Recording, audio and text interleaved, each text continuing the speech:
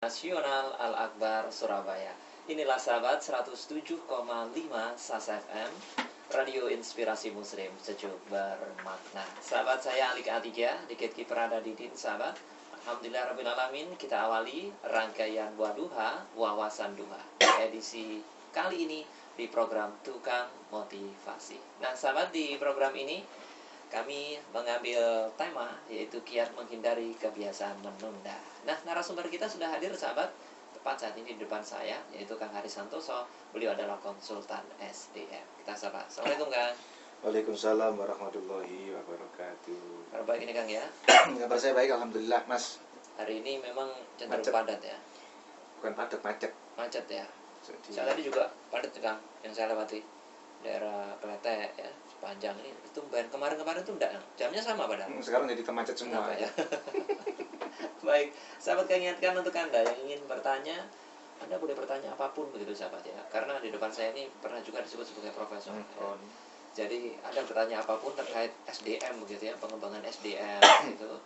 Nah, Kang hari ini insya Allah bisa menjawabnya sahabat. Silakan dengan telepon 8297299 dan juga di SMS 0812 306345. Sahabat, Anda yang saat ini sedang di jalan, hati-hati, patuhi rambu lalu lintas yang ada walaupun padat sahabat. Mudah-mudahan kita bisa menemani Anda gitu ya. Ada yang di rumah maupun di tempat kerja, mudah-mudahan bahasan kita ini bisa menambah wawasan untuk Anda. Kang, seperti biasa, tema yang kita bahas ini sudah diposting Kang ya di kanghari.blogspot.com. Ya, nah, sahabat, kalau ingin lebih jelasnya silahkan klik ya Kang Hari, KANK Hari .blogspot.com. Nah, ini diposting pada 4 Januari Kang ya, 2015, yaitu kiat menghindari kebiasaan menunda. Nah, ini saya bacakan dulu Kang ya. Kliennya Kang Hari ini yang konsultasi begitu sahabat. Nah, ini saya bunyinya begini sahabat. Kadang saya sering meremehkan waktu dengan lebih banyak menunda pekerjaan. Tapi pada akhirnya saya juga kerepotan sendiri. Nah, bagaimana menghindari kebiasaan menunda? Meremehkan waktu, gitu kan? Iya, Jadi jadi penyebab awalnya ya. penyebab awal dari kebiasaan menunda itu, satu, meremehkan waktu. Kedua, meremehkan pekerjaan. Malah penggawean ngene ae kok gitu ya kan. Semene-mene ae gitu ya kan. Mene sik iso ditandangi gitu. Mene sik iso ditunda. Kemudian yang ketiga adalah ketidakmampuan kita di dalam mengelola waktu itu sendiri. Sehingga yang terjadi adalah pada saat deadline, pada saat akhir tahun gitu, terutama teman-teman yang berkaitan dengan anggaran yang dibiayai negara, biasanya bingung ngarepe dhewe gitu ya kan. Karena ada tugas-tugas yang belum diselesaikan, dan kebiasaan menunda ini sepertinya hampir menyertai kita semua, hampir nempel pada kita semua, karena kita beranggapan bahwa itu bisa dikerjakan di kemudian hari, itu bisa dikerjakan esok hari. Padahal kita tidak ada yang pernah tahu loh, besok itu masih bernafas apa enggak, ya kan? Itu yang sering kali terjadi. Kalau kita berpikir bahwa besok kita tidak punya kesempatan lagi, mungkin tidak ada menunda. Dan yang paling penting, kadang-kadang kita sulit untuk membuat skala prioritas. Coba para pendengar SAS FM di dalam menjalani kehidupan berprofesi, ke kantor lah sederhana ya. Ketika ada pekerjaan yang menurut Anda ini bisa dikerjakan nanti gitu, terus diajak ngerumpi atau diajak ngomong sesuatu yang materi omongan itu penting, kadang-kadang pekerjaan yang semestinya harus kita selesaikan hari itu, kita tinggal ngerumpi loh. Ini aja lah apa sih nyambut gawe sik suwe kok ngono. Ngopi-ngopi dhisik ngono. Ngopi sampai beduk gitu kan ya. Mulai jam 9 sampai siang gitu. Terus ini yang sering kali terjadi. Nah, kebiasaan ini, yang namanya kebiasaan itu kalau sudah mengakar jadi karakter. Seseorang yang karakter itu dibangun dari kebiasaan yang dibiasakannya gitu. Kalau Anda biasa menunda-nunda pekerjaan, maka karakter Anda akan terbangun sebagai karakter menunda. Kalau karakter itu akan cenderung untuk mendekatkan kita kepada image diri. Kesan orang terhadap Anda terbangun dari kebiasaan yang Anda bangun yang sudah menginternalisasi dalam diri, yang disebut karakter itu. Sederhananya, Anda akan dikenal dengan apa yang biasa Anda lakukan. Wis kek masih ku ayo, wis percuma kon bagaimana iku gak mari-mari, ditunda terus ngono. Alasan langkung dengan ya. Baik, baik. Ini yang terjadi begitu ya kan, kalau kon ngedit kono mestine mari rong dino lah ya kan, mulai dari proses apa namanya identifikasi gambar sampai kemudian ngisi nyambung gambar, mixing dan sebagainya. Mestine mari rong dino tapi ditunda-tunda gitu ya kan. Ya nek ngene iki klien iso runtuh ya kan. Baik kan. Tadi salah satu sebabnya dibahas oleh Kang Hari adalah tidak tahu skala prioritas begitu. Ya. Nah, kita untuk tahu bahwa ini prioritas apa enggak. Ini kita tahunya dari mana ini, Kang? Yang pertama kita lihat tingkat kegentingannya. Misalnya ketika kita mengerjakan sesuatu yang berkaitan dengan komplain, ini bukan hanya sekedar penting tapi genting. Sebab kalau pelanggan masyarakat komplain tidak dilayani dengan baik, dia bisa ngadu ke lembaga konsumen itu, perlindungan konsumen. Dia bisa nulis di surat pembaca, dia mungkin bisa nulis di email atau di jaring sosialnya.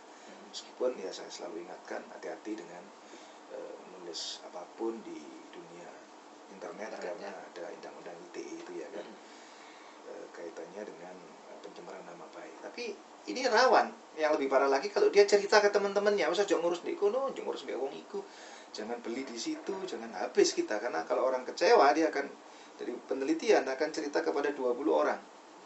Dan kalau dia dapat dari sumber yang dipercaya, itu lebih dipercaya daripada Anda iklan. Oh, iklannya koyo ngono tapi jadi koncoku wingi lho kecewa nang ngono ya kan. Sudah habis Anda. Makanya genting itu didahulukan, terutama dengan kaitan yang dengan komplain. Yang kedua, berkaitan dengan asas kemanfaatan yang sangat dibutuhkan masyarakat. Dulukan, itu genting. Penting bahwa kita akan menyelesaikan masalahnya, tetapi lebih genting adalah menyelesaikan urusan perutnya. Sederhana misalnya, kalau Anda di lembaga organisasi pemberdayaan masyarakat yang artinya menangani bencana, penting memang memikirkan bagaimana rumah itu dibangun dan lain sebagainya. Tapi lebih genting ngutangi wong-wong iku lho ya apa gitu. Terus bagaimana kehidupan mereka dalam keseharian. Maka berangkatlah ke sana dengan tingkat kegentingan dulu sambil berpikir bagaimana pentingnya ke depan gitu. Jadi ini hal-hal yang perlu dipikirkan, bahwa sesuatu itu kita genting itu kita prioritaskan, baru kemudian yang penting. Nah, ini hal yang kita harus lakukan di perusahaan atau di instansi. Kalau di instansi ada SKP, ada tugas pokok yang nilainya hampir 10% ya, kalau saya nggak salah, mudah-mudahan saya nggak salah, yang 40 atau 30% itu dinilai perilakunya. Maka setiap tugas pokok itu genting untuk Anda lakukan, jangan ditunda. Karena bisa jadi besok ada tugas yang lebih berat lagi. Jadi maka posisikan kita untuk menyegerakan kebaikan, karena keberkahan dari kebaikan itu dengan menyegerakannya. Kalau panjenengan kepengin nandur lombok, ada biji lombok, supaya Anda cepat kepengin tahu lombok itu cepat tumbuh, bijinya kan ditandur bukan ditunda. Lah sesuai di PP dhisik, di apano dhisik, lah sesuai dimplok tikus mari ngono isine lombok mau ya kan. Iya. Jadi Anda tidak akan pernah tahu bahwa lombok itu bisa tumbuh dengan optimal, atau lombok itu tumbuh jadi kecambahnya lombok itu sampai jadi lombok. Nek gak iku mbok tandur dhisik, nek tetep nang ndhuwur kulkas apa nang ndhuwur meja sampai elek gak dokul-dokul iku ya kan. Karena dia tidak tersentuh air, tidak kelembapan gitu. Kang, ada kalanya orang itu menunda karena menunggu waktu yang tepat kan. Misalnya menunggu waktu yang pas begitu. Apakah itu juga salah satu kebiasaan buruk kan? Nah, menunggu waktu yang pas itu pas dalam hal apa? Jadi kalau pasnya dalam artian dia strategi, itu bukan menunda, tapi strategi untuk melakukan pekerjaan dengan baik. Tidak dengan dalih menuruti kesenangannya. Tidak dengan untuk alasan mengumbar hasrat untuk meremehkan pekerjaan. Jadi contoh, launching produk ini kita tunggu momen yang tepat. Ini bukan menunda loh mas, ini strategi untuk meletakkan sesuatu pada momen yang tepat. Kalau dalam istilah marketing namanya moment of truth. Contoh, kalau SAS FM misalnya membuat sabun kurma dan kulit durian. Misalnya. Aneh gitu kan.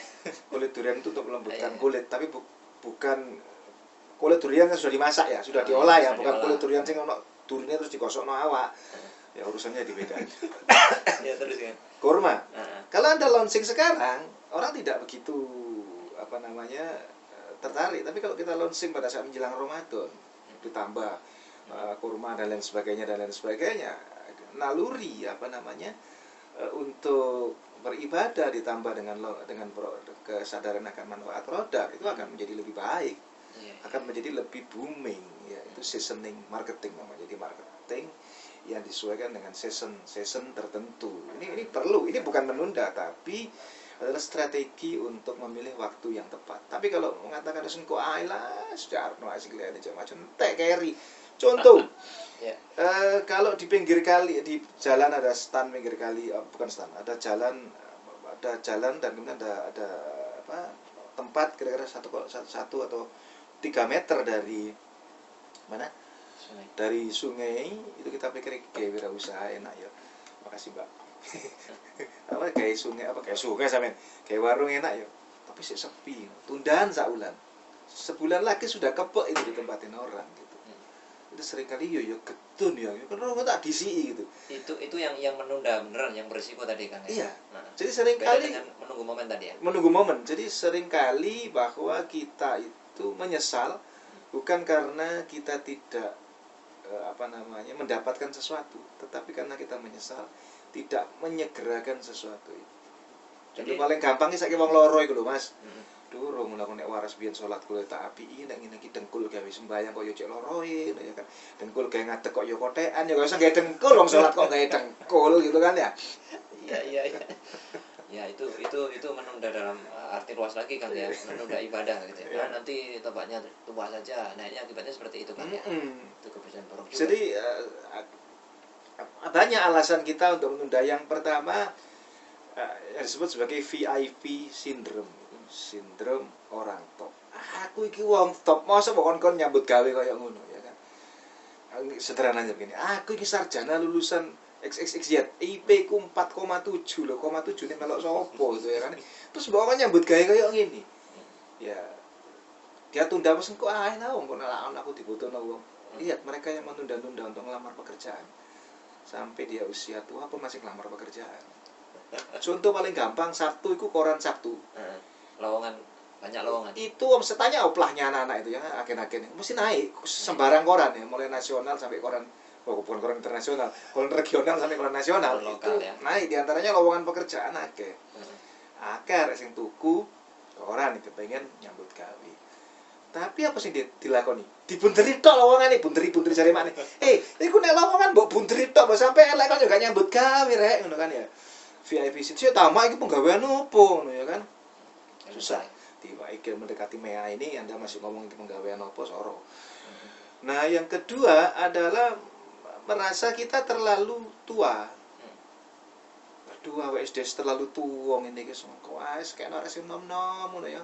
Sing enom ya ngono. Aku sik enom, aku iki sik outsourcing. Saya ini masih anak-anak yang baru, saya kusungkan sama senior.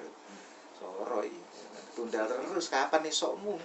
Yang iki sama sing ngene iki akeh ngene kan. Dan yang selanjutnya adalah kita kakek alasan. Iya, tapi tak lakoni. Tapi alasannya iku tapi. Nek wis tapi itu membalikkan pernyataan kita yang di depan. Jadi dia hukum berbanding terbalik dengan yang di depan. Aku jane iso tapi padha kon gak gelem ya kan. Nah, kon dikekno kancane iri, dikekno kancane merasa bahwa ajane aku iku. Lah kon iki iku lha opo ae?